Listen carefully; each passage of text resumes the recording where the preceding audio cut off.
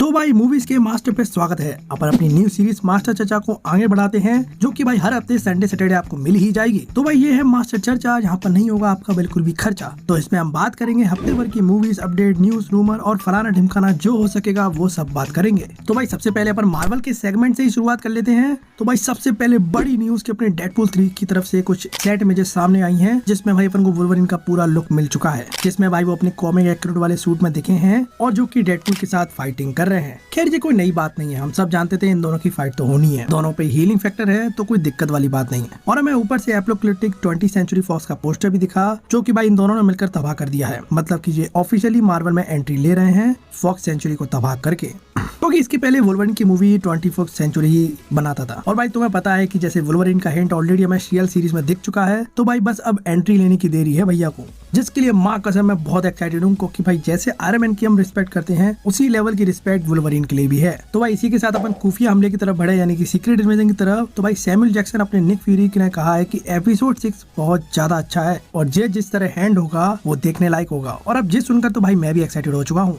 देखा जाए तो 4 एपिसोड आ चुके हैं और सीरीज वाकई में बहुत अच्छा कर रही है। खैर हर एक का ब्रेकडाउन और रिव्यू वाला वीडियो तुमको मिल जाएगा, चाहो तो देख सकते हो। ओवन विल्सन यानी अपने लोकी सीजन 2 के मोबियस ने कहा है कि लोकी सीजन 2 में मोबियस की स्टोरी को ज्यादा एक्सप्लोर करा जाएगा। सच में ये कैरेक्टर मुझे बहुत अच्छा लगा था और मैं पर्सनली चाहता हूँ कि इसकी स्टोरी थोड़ी और एक्सप्लोर करी जाए। और भाई लोकी सीरीज में इसका रियलाइजेशन वाला पार्ट बहुत बढ़िया था, जब उसको रियलाइज होता है कि उसकी टीवी वाली लाइफ झूठी है। तो भाई अभी सीक्रेट इन्वेजन में एक सवाल खड़ा हुआ है कि भाई रोडी तो स्कल है वो पता चल गया, लेकिन रोडी स्कल बना कब, मतलब वो कब से स्कल रह चुका है। तो भाई जिसका ऑफिशियल जवाब तो नहीं है, लेकिन सामने बातें ये आ रही हैं कि after Falcon the Winter Soldier skull ने रोडी को धल लिया है और अपना रियल रोडी अभी स्कल के जहाँ पर है फ्रैकिंग पॉट्स में, जो भाई एपिसोड 3 में देखा था, देखने में लग रहा है कि वो रोडी ही है। तो भाई अगली खबर स्कल से जुड़ी हुई है कि एवरोड्रॉस वकांडा फॉरएवर में भी स्कल था कि नहीं। तो भाई मुझे ऐसा लगता है कि वकांडा फॉरएवर के लास्ट में ओकोई ने एवरोड्रॉस को रेस्क्यू कर लिया था और वो मोस्ट प्रोबेबली उसको वकांडा ही ले जाएगी, क्योंकि यहाँ पर तो उसको सीआईए ढूंढ रही होगी और शायद यह बात स्कल को पता थी कि वो अंडरग्राउंड है, तो यही सही समय है उसका रूप लेने का। हाँ तो एक तरह से देखा जाए तो स्कल के पास एवरोड्रॉस नहीं है। ब्लैक बोल्ट फिर से रिटर्न कर सकता है एमसीयू में, क्योंकि भाई उसका जलवा मार्वल की इनह्यूमन्स में हम देख चुके हैं।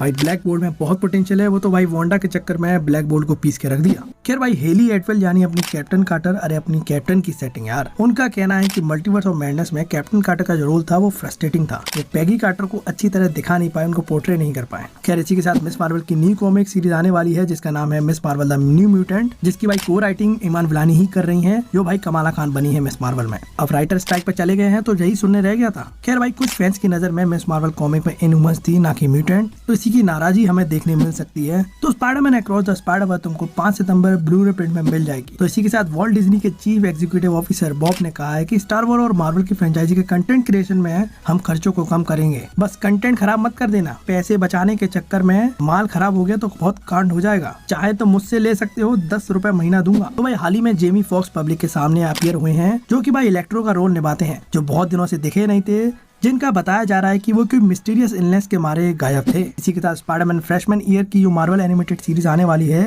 जिसको भाई officially Japan polygon picture produce करने वाली है। एक तरह से वो कोलैबोरेशन की बात कर रहे हैं, क्योंकि जापान में स्पाइडरमैन नो वे होम ने बहुत पैसा कमाया था, इस वजह से जापानी इस प्रोजेक्ट में अपना पैसा लगाने में इंटरेस्टेड है। ऐसे में भाई मैं भी 100 रुपए तो लगा ही दूंगा स्पाइडरमैन के लिए, कुछ भी। तो स्पाइडरमैन की ये एनिमेटेड सीरीज एक अलग पीटर पार्कर के यूनिवर्स को एक्सप्लोर करेगी, एक तरह से न्यू पीटर पार्कर देखने मिलेगा और कुछ अलग विलन इंट्रोड्यूस किए जाएंगे, जैसे स्पीड डीमन और टेरेंटुला। लेकिन भाई इसकी कोई रिलीज डेट अभी सामने नहीं आई है। राइटर स्ट्राइक के चलते हुए सब भूल जाओ। खैर सैग-एफ्ट्रा के चलते हुए डेडपूल 3 के प्रोडक्शन का काम बंद हो चुका है, तो भाई हो सकता है कि रिलीज डेट खिसक सकती है। तो भाई इसी के साथ अपन डीसी के बारे में बात करते हैं। तो भाई फ्लैश मूवी में बैटमैन की एक कॉन्सेप्ट आर्ट सामने आई है, जो कि भाई सूट मूवी से ज्यादा बेटर लग रहा है मेरे को, क्योंकि मूवी वाला बेन एफ्लेक वाला बैटमैन का सूट भाई अच्छा नहीं लगा मेरे को। और भाई फ्लैश 18 जुलाई को डिजिटल प्लेटफॉर्म पे आ जाएगी। तो भाई न्यू डीसीयू को लेकर कुछ कास्ट कंफर्म हो चुकी है, जिसकी बात कर लेते हैं। तो भाई गाय गार्डनर एक ग्रीन लैंटर्न बनेंगे, इजाबेला बनेंगी हॉक गर्ल और ईडी गैथरी बनेंगे मिस्टर टेरिफिक और एंथनी कैरेगन एके मेटामॉर्फो, जो कि भाई सारे लोग सुपरमैन लेगेसी में देखने मिलेंगे। और भाई ये विलन थोड़ा खतरनाक है, क्योंकि भाई ये स्कल से भी 2 कदम आगे है, क्योंकि ये अपनी बॉडी को किसी भी एलिमेंट में कन्वर्ट कर लेता है, चाहे वो लिक्विड हो, मेटल हो, गैस हो, कुछ भी हो। तो भाई अच्छा खासा विलन साबित हो सकता है ये। तो भाई जेम्स गन का कहना है कि स्पाइडरमैन की एज डेविड की करंट एज से यानी कि 29 की होगी, और भाई मूवी में उसकी डेली प्लेनेट के पहले की लाइफ को एक्सप्लोर करा जाएगा। फिर बात करें ब्लू बीटल के न्यू ट्रेलर के बारे में, तो भाई ट्रेलर तो अच्छा है, लेकिन बहुत कुछ रिवील कर दिया। ऊपर से भाई अभी डीसी की हालत खराब है और इसकी हाइप बहुत कम है, कोई बात भी करना नहीं चाह रहा इसके बारे में।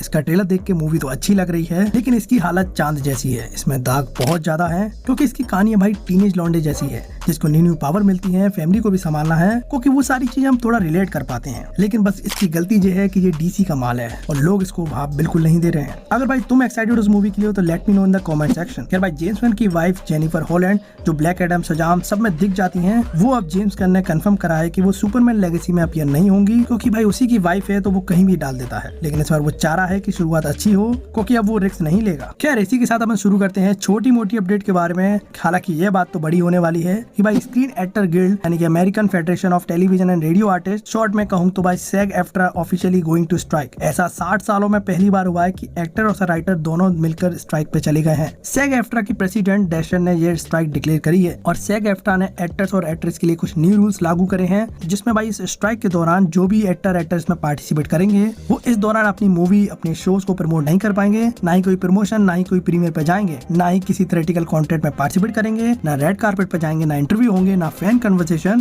प्री पोस्ट प्रोडक्शन में भी नहीं जा पाएंगे, इवन ऑडिशन भी नहीं दे पाएंगे। इस कदर का प्रोहिबिशन लगाया हुआ है। इवन सोशल मीडिया पे भी कुछ बात नहीं कर सकते मूवी के बारे में। अब भाई ये स्ट्राइक 14 जुलाई के मिडनाइट से इफेक्टिव तरीके से लागू हो चुकी है, तो भाई अपन पे बस अक्टूबर तक का ही मूवी का माल है, उसके बाद सन्नाटा छा जाएगा हॉलीवुड इंडस्ट्री में। तो भाई तुम बता देना कोई टॉपिक मिले तो भाई मेरे पे तो सारे आइडिया खत्म हो जाएंगे। खैर इसी स्ट्राइक के दौरान मार्गरेट रॉबी यानी इन द बार्बी बर्ड इस स्ट्राइक का हिस्सा बन चुकी है, जिन्होंने बार्बी के प्रेस टूर को एंड किया इस स्ट्राइक के चलते। खैर जेम्स कैमरन ने कहा है कि अलीटा बैटल 2 का काम चालू हो चुका है, तो भाई इंतजार करो। खैर क्रिस्टोफर नोलन जी का कहना है कि ओपनहाइमर में कोई भी CGI शॉट शूट नहीं हुआ है। CGI बोले तो कंप्यूटराइज्ड जनरेटेड इमेज, तो भाई वो एक अलग एक्सप्लेन देने की कोशिश करना चाहते हैं, जो हमेशा वो करते हैं। किलियन मर्फी का कहना है कि ओपनहाइमर कभी बायोपिक लगती है, कभी हॉरर फील कराती है और एकदम से थ्रिलर बन जाती है, मतलब टोटली दिमाग हिला देती है। किलियन ने बार्बी हाइमर पर भी रिएक्ट किया है और उन्होंने कहा है कि मेरी एडवाइस है लोग दोनों मूवी सेम डे पर ही देखें। क्रिस्टोफर नोलन जी का कहना है कि ओपनहाइमर एंड गेम से 2 मिनट शॉर्ट है। ये एक बड़ी स्टोरी है जो कि भाई 180 मिलियन के बजट पे बनी है और 180 पन्ने की ही स्क्रिप्ट थी।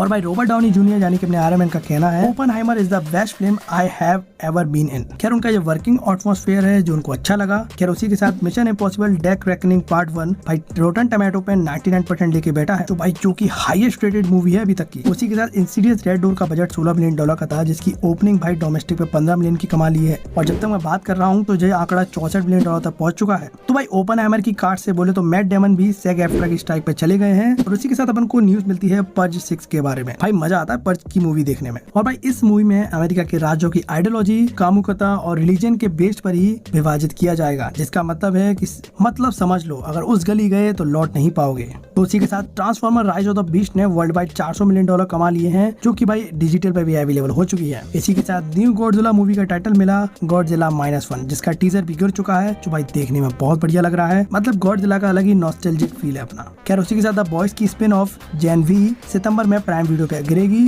उसी के साथ रीचर सीजन 2 भी प्राइम वीडियो पे दिसंबर में गिरेगा। उसी के साथ TMNT म्यूटेंट मेथम रिलीज हो चुकी है, तो टिकट ले लो। हालांकि काफी कम जगह रिलीज हुई है। खैर उसी के साथ बार्बी की फीमेल डायरेक्टर ग्रेटा ग्रेविक्स ने कहा है कि इतिहास में पहली बार ऐसा हुआ है कि बार्बी मूवी की opening score biggest domestic opening होगी एक फीमेल डायरेक्टर के लिए, जो कि $100 मिलियन की होगी। इसी के साथ तुमको मिस्टर एंड मिसेस स्मिथ तो याद होगी, जिसमें भाई एंजेलिना जोली और ब्रैड पिट थे। उसी का एक रीमेक आ रहा है जो कि Amazon प्राइम वीडियो पे आएगा, जिसमें अपने मेन लीड में डोनाल्ड ग्रोवर हैं, जो कि भाई स्पाइडरमैन अक्रॉस द स्पाइडरवर्स में देखे थे और स्पाइडरमैन होमकमिंग में भी दिख चुके हैं। तो भाई देखा जाए तो ओजी वाली अच्छी थी, इसे बनाने का कोई सेंस समझ नहीं आया। उसी के साथ ग्रैन तुरसिमो एक बायोग्राफिकल स्पोर्ट ड्रामा है, जो कि भाई इंस्पायर्ड है ट्रू स्टोरी से, कि एक बंदा जो वीडियो गेम कंपटीशन में जीतता था, अब वो actually professional race car driver कैसे बनता है वो देखने मिलेगा। उसकी जर्नी को एक्सप्लोर करा जाएगा। और भाई ये मूवी प्लेस्टेशन स्टूडियो के गेम यानी ग्रैन तुरसिमो पे बेस्ड है। तो भाई लास्ट ऑफ अस का सीजन 2 2 पार्ट में डिवाइड होगा, यानी अगर 8 एपिसोड आते हैं तो 4 करके 2 पार्ट में करेंगे। उसी के साथ क्रिस्टोफर नोलन का कहना है कि अब वो अपनी नेक्स्ट फिल्म पे काम नहीं करेंगे जब तक ये स्ट्राइक वाला राडा खत्म नहीं होता। तो समझ लो भैया सब कुछ खत्म होने वाला है अगर ये स्ट्राइक खत्म नहीं हुई तो, क्योंकि भाई आर्टिस्ट राइटर वगैरह इतनी मेहनत कर रहे हैं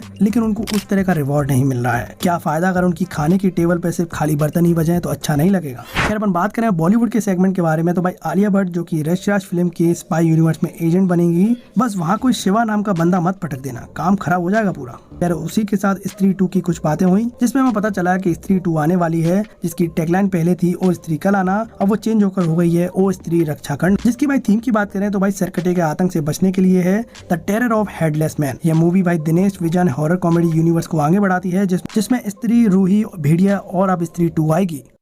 तो भाई आज के लिए मास्टर चर्चा यहीं खत्म होता है, और तुम्हें ये वीडियो कैसी लगी तुम बता देना, और इसी के साथ तुम्हारे कुछ टॉपिक सामने हैं या कुछ वीडियो सजेशन है तो भाई जरूर कमेंट में बताना। तुमको ये कैसा लगा मुझे कमेंट में जरूर बता देना। और इसी के साथ मैंने जवान वीडियो पे एक वीडियो बनाई है, तो भाई चाहो तो देख लेना। तो भाई मिलते रहेंगे।